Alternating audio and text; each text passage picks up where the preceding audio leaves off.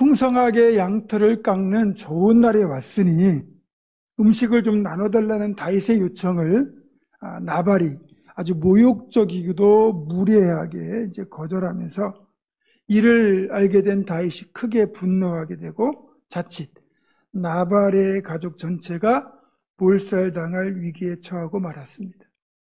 이건 나발의 문제입니다. 또 이제껏 하나님 안에서 다윗다움을 잘 지켜오던 다윗이었지만 나발이 자신의 요청을 무리하게 거절했다고 해서 지나치게 분노하고 온통 살인의 충동으로 가득 차서 칼을 차고 부하들을 이끌고 나발과 그의 식솔들을 다 죽이려고 길을 나서는 다윗. 이것은 다윗의 문제입니다. 물론 이런 상황이 발생했음에도 불구하고 이 미련한 나발은 전혀 상황 파악을 하지 못하고 있었고, 이런 나발을 보면 돼지만도 못하다라는 생각이 듭니다. 제가 계속 나발을 개나 돼지로 이렇게 비유하고 있는데, 몇 년 전에 중고등부 여름수련을 앞두고 이제 여름수련의 식재료를 사기 위해서 권사님들과 남양주 진건에 있는 도축장으로 돼지고기를 사러 간 적이 있습니다. 그곳에서 이제 권사님들이 식재료를 구입하는 동안 기다리다 보니까 큰 트럭에 실려온 돼지들이 이제 우리에 갇혀 있다가 도축장으로 이동하는 광경을 보게 되었습니다. 우리에서 내려진 돼지들이 이제 도축장까지 가려면 좁은 철장으로 된 통로를 이제 지나가야 되는데, 돼지들이 곧 죽게 될 것을 아는지 좀처럼 앞으로 나아가려고 하지 않았습니다. 그러다 보니까 이제 거기서 일하시는 분이 뭐 막대기로 돼지들을 때리기도 하고 또 물을 고아부스로 분사해 가지고 이제 이렇게 겨우겨우 이제 돼지들을 도축장으로 이동시키고 있는데, 그런데도 어떻게든 가지 않으려고 아주 돼지들이 몸부림을 치고 있었습니다. 자기들이 죽을 걸 아는 거죠. 그러니까 어떻게든 안 가려고 하는데 어쩔 수 없이 이제 가는 겁니다. 제가 평소에 맛나게 먹는 돼지고기 이것만 그 모습을 보니까 안 됐다는 마음도 들고, 어쩜 저런 돼지 같은 짐승 미물도 자기 죽을 때를 아는구나라는 생각이 들었습니다. 이렇게 미물이라고 하는 돼지들도 자기들이 죽게 될 것을 깨닫고 아는데 미련한 나발만 그 사실을 모르고 있습니다. 나발은 지금 자기가 어떤 사태를 초래했는지, 그래서 지금 다윗과 그의 부하들에 의해서 몰살당할 상황이 되었다는 것도 모르고 여전히 먹을 것에만 집착하고 있습니다. 여러분, 땅에 매여 사는 어리석은 인생의 모습이 바로 이렇습니다. 여러분, 이 먹는 것으로 대표되는 탐욕에 빠지는 것이 무서운 이유는 이 나발처럼 이것에 빠지면 들을 기가 막히고 분별력을 빼앗기기 때문입니다. 보세요. 세상 사람들은 돈, 물질, 권세, 명예, 정욕, 이 집착 등 이런 이 땅의 탐욕 때문에 마음을 빼앗겨서 복음의 기쁜 소식을 들어도 탐욕이 그들의 귀를 막아버리고, 그래서 결국 그들을 멸망으로 끌고 가고 맙니다. 물론 이들이 탐욕을 부리고 귀를 닫는 이유는 지금 자신들이 살고 있는 이 땅의 삶이 영원하다고 착각하기 때문이죠. 그래서 더더욱 이런 것들에 집착하는 것이고, 그렇기 때문에 분별력까지 없는 겁니다. 그렇지만 분명한 사실은 반드시 죽음은 찾아온다는 거예요. 그리고 그 죽음조차도 언제 닥칠지 아무도 모릅니다. 갑자기 산사태가 나서 죽게 될 것을 어떻게 합니까? 갑자기 반대편에 있는 트럭에서 타이어가 빠져가지고 중앙부리대를 넘어가지고 내 차를 덮쳐서 죽게 될 것을 누가 알겠습니까? 그리고 그 죽음 뒤에는 반드시 하나님의 심판이 있고, 그때는 후회도 이미 됐습니다. 그래서 회심은 빠르면 빠를수록 좋은 거예요. 정리하자면 이렇게 탐욕에 빠진 어리석고 미련한 나발도 문제이고, 그런 나발의 태도에 분노하여 살인의 충동으로 가득한 다윗도 문제인데, 여기에서 오직 한 사람, 나발의 아내 아비가일만이 이 사태 속에서 유일한 해결자로 나섭니다. 아비가일은 조금 전에 벌어진 사태를 알리는 하인의 보고를 받고는 즉시 사태의 심각성을 파악합니다. 그리고 온 가족이 몰살당하게 되었다는 걸 깨닫게 되죠. 그래서 다급하게 움직입니다. 아비가일은 우선 다윗 일행에게 먹일 음식부터 재빨리 준비합니다. 먹을 것 때문에 분노한 사람의 그 분노를 잠재우는 건 먹을 거예요. 먹을 것을 일단 분노를 달래놓고 그 다음에 다른 방법을 써서 설득하는 것이 올바른 순서지요. 아비가일은 그 일의 방법과 순서를 알고 있는 지혜롭고 분별력이 있는 여인이라고 할 수 있습니다. 그래서 아비가일이 직접 나서서 급하게 떡 200덩이와 포도주 2부대, 또 요리한 양 5마리, 볶은 곡식 5말, 건포도 100송이, 무화과 뭉치 200개를 준비하여 나귀들에게 나눠 싣고는 대화가 통하지 않는 나발에게는 알리지 않는 대신에 직접 자신이 하인들과 함께 다윗 일행이 오고 있는 길로 떠나게 됩니다. 그렇게 한참을 가다가 드디어 나발에게로 향하고 있는 다윗 일행을 만나게 되죠. 아비가일은 다윗을 보자마자 급히 나귀에서 내려 얼굴을 땅에 대고 엎드리며 이렇게 말합니다. 24절입니다. 내 주여 원하건대 이 죄악을 나 곧 내게로 돌리시고 여종에게 주의 귀에 말하게 하시고 이 여종의 말을 들으소서. 아비가일은 다윗을 만나자마자 일단 이 사태의 원인은 무조건 자신의 잘못이다 라고 납작 엎드리면서 다윗의 발걸음을 멈춰 세웁니다. 그러면서 25절부터 31절까지 보면 아비가일의 호소가 담긴 설득의 말을 다윗에게 이어갑니다. 제가 다시 쉽게 옮겨 적습니다. 내 남편은 불량한 사람입니다. 그 이름이 나발인 것처럼 미련하여 어리석게 행하였습니다. 내가 미처 당신께서 보내신 부하들을 보지 못해 일어난 일입니다. 원수를 갚는 일은 당신이 할 일이 아닙니다. 원수 갚는 것은 하나님이 하실 일입니다. 감사하게도 하나님께서 당신의 손으로 피를 흘려 친히 보복하는 일을 막으셨습니다. 이제 하인들의 손에서 예물을 받으시고 저의 허물을 용서하여 주십시오. 여호와께서 당신을 위하여 든든한 집을 세우시리니 이는 당신께서 여호와의 싸움을 싸우시며 당신의 일생에 악한 일을 하신 적이 없기 때문입니다. 사람이 일어나서 당신을 쫓아 당신의 생명을 해하려 한다 해도 당신의 생명은 여호와의 생명싸개 속에 쌓여 있기에 아무도 해할 수 없습니다. 후에 당신을 하나님께서 이스라엘의 지도자로 세우실 때 오늘 일을 참고 넘어가면 후회할 일이 없을 것입니다. 제가 바라는 것이 있다면 후에 여호와 하나님께서 당신을 높이실 때에 저를 기억해 주시면 그뿐입니다. 제가 말씀드린 이 부분은 짧은 단락임에도 불구하고 가장 아름다운 한 편의 설교라고 해도 과언이 아닐 정도로 명문장입니다. 아비가일의 말을 조금 더 들여다보겠습니다.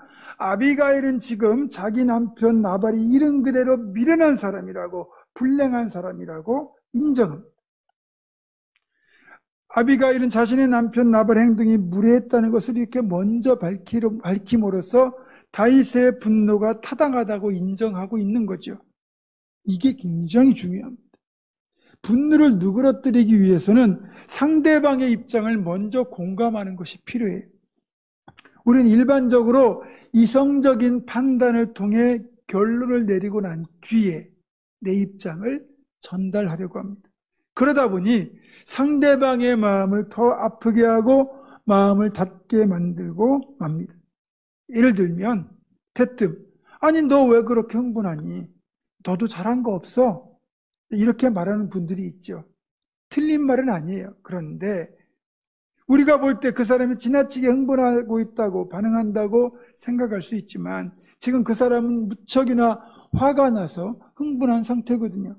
그럴 때는 그 마음부터 공감해 주는 것이 급선무입니다. 그래야 귀가 열리고 마음이 열리거든요. 아비가일은 다윗을 원망하거나 책망하지 않습니다. 다윗의 입장과 상황을 충분히 공감해주고 사태가 여기까지 오게 된 것을 진심으로 사과하고 있습니다. 그러자 다윗이 발걸음을 멈추고 아비가일의 말에 귀를 기울이기 시작합니다. 다음으로 아비가일은 25절과 26절과 29절에서 원수 갚는 것을 하나님께 맡겨야 된다 설득합니다. 원수를 갚는 것은 다윗 당신이 할 일이 아닙니다. 원수 갚는 일은 하나님께서 하실 것입니다. 당신의 다윗다움을 잃으시면 안 됩니다. 당신의 원수는 하나님께서 물매로 던지듯 던져버리실 것입니다. 여기 물매라는 단어가 나오죠. 아비가일은 다윗이 물맷돌로 골리앗을 넘어뜨렸던 그 일을 떠올리는 표현을 통해서 다윗으로 하여금 다윗다움을 회복하도록 지금 이끌고 있는 겁니다. 놀랍게도 다윗은 아비가일의 계속되는 말을 도중에 끊지 않고 잠잠히 듣고 있습니다. 그러니까 아비가일의 말을 들으면서 다윗의 분노는 점차 가라앉고 그의 내면에 자리하고 있던 선한 분별력이 점점 더 드러나고 있는 겁니다. 그러니까 결론적으로 말하자면 아비가일은 지금 다윗을 나발이 아닌 하나님 앞에 세운 겁니다. 이것이 가장 중요한 해결자의 역할이라고 할 수 있는데 아비가일은 다윗의 시선을 나발이라고 하는 대상 그리고 먹을 것이라고 하는 것에서부터 하나님께로 옮겨 놓습니다. 28절과 30절입니다. 하나님께서 반드시 당신을 위하여 든든한 집을 세우실 것은 당신이 하나님의 싸움을 싸우셨기 때문입니다. 하나님께서 약속하신 대로 반드시 당신을 이스라엘의 왕으로 세우실 것입니다. 그동안 다윗은 광야에서 하나님과의 깊은 교제를 통해서 더욱더 빛나는 그런 고귀한 영성을 갖추게 되었지만 나발의 무례한 태도에 마음을 빼앗기고 잔치 음식이라는 먹을 것에 마음을 뺏겨 그 순간 하나님을 향하던 그의 시선이 나발과 먹을 것에 고정되었고 결국 살인의 충동으로 가득 차고 말았습니다. 그런데 지금 아비가일의 말을 들으면서 자신이 지금 내가 지금 하나님 앞에 서 있구나 라는 사실을 깨닫게 된 거죠. 자신의 시선이 잘못된 대상에 고정되어 있다는 걸 깨달았다는 얘기예요. 그렇게 아비가일의 말을 계속 듣고 있다 보니 다윗의 심령 속에서 변화가 일어납니다. 그의 속에 이글이글 타오르던 분노의 불꽃이 사그라들고 늘 하나님께 감사하던 찬양이 다시 회복되기 시작합니다. 먹을 것 하나 때문에 자신이 증오하던 사울과 똑같은 모습으로 전락해가던 다윗이 고난 중에도 감사하는 다윗으로 하나님 마음에 합한 사람으로 회복되고 있었습니다. 그 중요한 역할을 지금 아비가일이 해내고 있는 겁니다. 이 사실을 깨닫게 된 다윗이 오늘 본문에서 이렇게 대답을 하죠. 33절에서 35절입니다. 또 네 지혜를 칭찬할지면 네게 복이 있을지로다. 네가 오늘 내가 피를 흘릴 것과 친히 복수하는 것을 막았느니라. 나를 막아 너를 해하지 않게 하신 이스라엘 하나님 여호와의 살아계심을 두고 맹세하노니 네가 급히 와서 나를 영접하지 않았다면 아침이 밝기 전에 내가 나발의 씨를 다 말렸을 것이리라. 평안히 올라가라. 내가 네 말을 듣고 네 청을 허락하노라. 아비가일은 다윗의 심령 속에 찬양을 회복시켰습니다. 찬양이 회복되었다는 것은 어떤 뜻입니까? 다윗과 하나님과의 관계가 회복이 되었다는 거예요. 여러분, 분노에 사로잡힌 다윗에게는 하나님도 보이지 않았습니다. 그리고 그렇게 분노에 사로잡혀 하나님을 보지 않았을 때 다윗과 하나님의 관계도 단절되었습니다. 그리고 분노에 사로잡힌 다윗은 기도도 잃어버렸습니다. 그러나 지금은 찬양이 회복되고 하나님께 기도하는 다윗으로 돌아왔습니다. 결과적으로 아비가일의 이 지혜로운 행동은 자신의 생명을 구하고 또 수많은 생명을 구해낸 것입니다. 무엇보다도 사울로 추락해버린 다윗을 건져내어 다시 다윗으로 회복시켜 하나님의 마음에 합한 사람으로 되돌려 놓았습니다. 이것은 다윗도 구하고 이스라엘 전체도 구한 셈이 됩니다. 정리하자면 나발 한 사람 때문에 다 죽을 뻔했지만 아비가일 한 사람 때문에 모두가 살았습니다. 그것도 자신과 자신의 가족만 살린 것이 아니라 다윗을 살리고 나아가 이스라엘 전체를 살린 결과가 됩니다. 어쩌면 우리는 이런 아비가일의 모습에서 예수 그리스도를 발견하게 됩니다.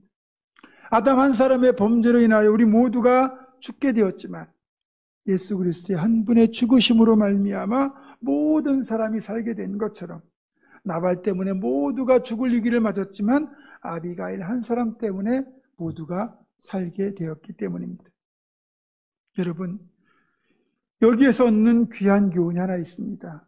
사실 이 아비가일의 말은 사람의 말이 아니라 아비가일을 통해 다윗에게 들려주시는 하나님의 음성이라는 겁니다.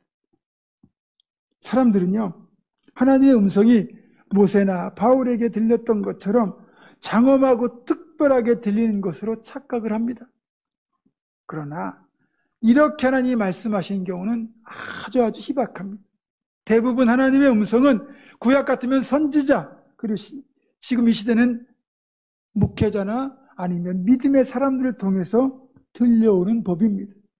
예전에 다른 사람들과의 관계가 많이 깨진 분에게 권면한 적이 있습니다.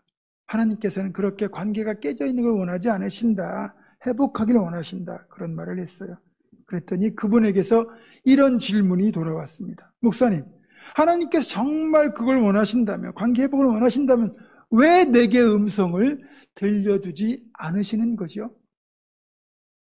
그분은 잘못된 기대를 가지고 있었습니다. 이미 하나님께서는 그 깨어진 관계를 아쉬워하는 목회자와 주변의 사람들을 통해서 하나님의 음성을 그분에게 들려주셨건만 정작 본인은 그 음성을 하나님의 음성으로 들을 줄 몰랐습니다. 여러분은 이런 실패를 하지 않기 바랍니다. 때로는 내가 사울이나 나발로 추락하려고 할 때, 또 추락했을 때 주의 종이나 믿음의 형제들을 통해 권면 하나님의 음성이 들려오게 됩니다. 그때 그 하나님의 음성을 들음으로써 끝까지 다윗으로 남는 우리 모두가 되기를 주님의 이름으로 축원합니다. 또 우리가 이 사건 속에서 발견하는 한 가지 은총이 있습니다. 그것은 하나님은 하나님의 사람들을 그냥 버려두지 않는다는 사실이에요. 다윗이 사울로 전락할 그 위기 앞에서 하나님은 아비가일을 보내주셔서 다윗에게 지켜주셨고, 다윗이 직접 나발을 죽이는 보복을 행치 않도록 막아주셨습니다. 만약에 다윗이 아비가일의 예물을 받고도 분노를 이기지 못해 나발을 죽였다면 더 이상 다윗은 역사 속에 존재하지 않을 겁니다. 그리고 이스라엘의 가장 위대한 왕 다윗은 존재하지 않을 겁니다. 어찌 보면 이번 이 분노에서 나발을 죽이려고 했던 이 다윗의, 만약에 실제로 했다면 그건 우리가 말하는 인생 그런 거 있죠. 인생 기록, 인생 역정, 인생이라고 하는 최고의 어떤 기록인데 다윗의 최대 인생 실수다, 이렇게 말할 수 있습니다. 그런데 아비가일이 그걸 막아준 거고, 그 아비가일을 누가 보내주셨느냐? 하나님이 보내주신 거예요. 그래서 이 아비가일을 통해 다윗은 다윗됨으로 돌아갔고, 그리고 원수 갚는 것조차 하나님께 맡기는 사람이 되었습니다. 사실 우리 역시 연약하고 때로는 완악하기까지 해서 치명적인 실패를 범할 가능성이 존재하거든요. 그럴 뻔한 때가 많아요. 그런데 그때마다 하나님께서 다양한 방식과 손길을 통하여 우리를 일깨워 주시고 선한 길로 이끌어 주셨기 때문에 그 은총으로 우리가 넘어지지 않은 겁니다. 저도 넘어질 뻔한 적 많이 있지만 그때마다 하나님의 선하신 눈길이 저를 지키셨다, 저를 도우셨다 라는 것을 깨달을 때가 많습니다. 솔직히 우리가 인생 살다 보면 우리를 다윗의 모습에서 사울의 모습으로 끌어내리는 유혹과 시험이 끊임없이 찾아옵니다. 먹을 것 같은 아주 예민한 것 가지고 교묘한 상황을 만들어서 우리를 유혹합니다. 이런 것 때문에 나발로 전락해서는 안 되죠. 또 우리가 분노한 다시 되어서도 안 되죠. 그런데 하나님이 감사하게도 그런 우리들을 아비가일 같은 손길을 통하여 지켜주셨기 때문에 존재할 수 있는 거예요. 그래서 이제 오늘 말씀을 생각하면 우리가 다시 한번 결단해야 되는 건 이 경쟁과 시기와 욕심으로 가득한 이 시대에 우리가 또 한 사람의 아비가일이 되어야 한다는 거죠. 다른 사람을 짓밟고 일어서라고 하는 치열한 이 경쟁 사회 속에서 우리는 탐욕에 사로잡힌 나발이나 분노한 다윗이 아닌 지혜로운 아비가일의 역할을 감당해야 됩니다. 특히 같은 신앙을 가진 이들, 교회 공동체 구성원들 가운데 자칫 나발이나 사울로 추락하려는 이들이 있을 때 이들을 다시 다윗의 자리로 돌아가게 해주는 아비가의 역할을 우리가 감당할 때 우리를 통하여 가장 아름답고 복되고 건강한 공동체가 이루어지고 그런 공동체로 회복될 수 있는 겁니다. 그렇지만 우리가 그런 아비가일의 그 선한 해결자 역할을 감당하려면 반드시 자기 것을 내어주는 양보와 희생이 필요하다는 겁니다. 내 것을 내어주지 않으면서 나를 포기하지 않으면서 선한 해결자가 될 수는 없죠. 아브라함은 자신의 목자와 조카 롯의 목자 사이에 목초들이 난 다툼이 발생한다는 것을 알고는 롯에게 선택권을 양보합니다. 그것이 삼촌과 조카 사이의 갈등을 선하게 해결할 수 있었습니다. 중국 남부에 벼농사를 지으면서 열심히 교회에 출석하는 집사님이 한 분 계셨습니다. 우리도 모내기철에 물이 없으면 그 물 때문에 서로 자기 눈에 물을 대려고 이웃끼리 싸움도 하고 심지어는 칼부림이 나는 경우도 저는 시골에서 보았습니다. 그런데 중국도 크게 다르진 않은 것 같습니다.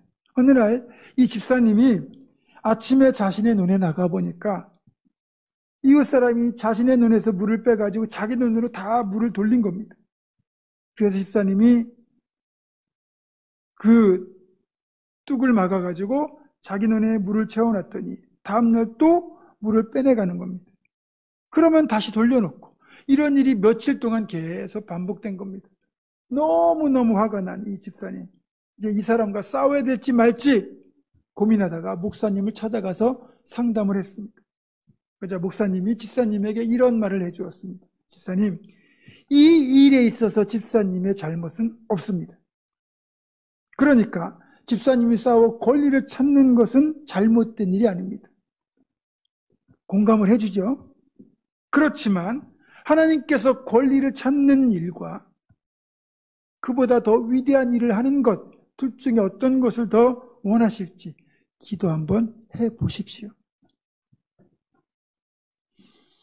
목사님의 말을 듣고 집으로 돌아와 집사님은 기도하기 시작했습니다.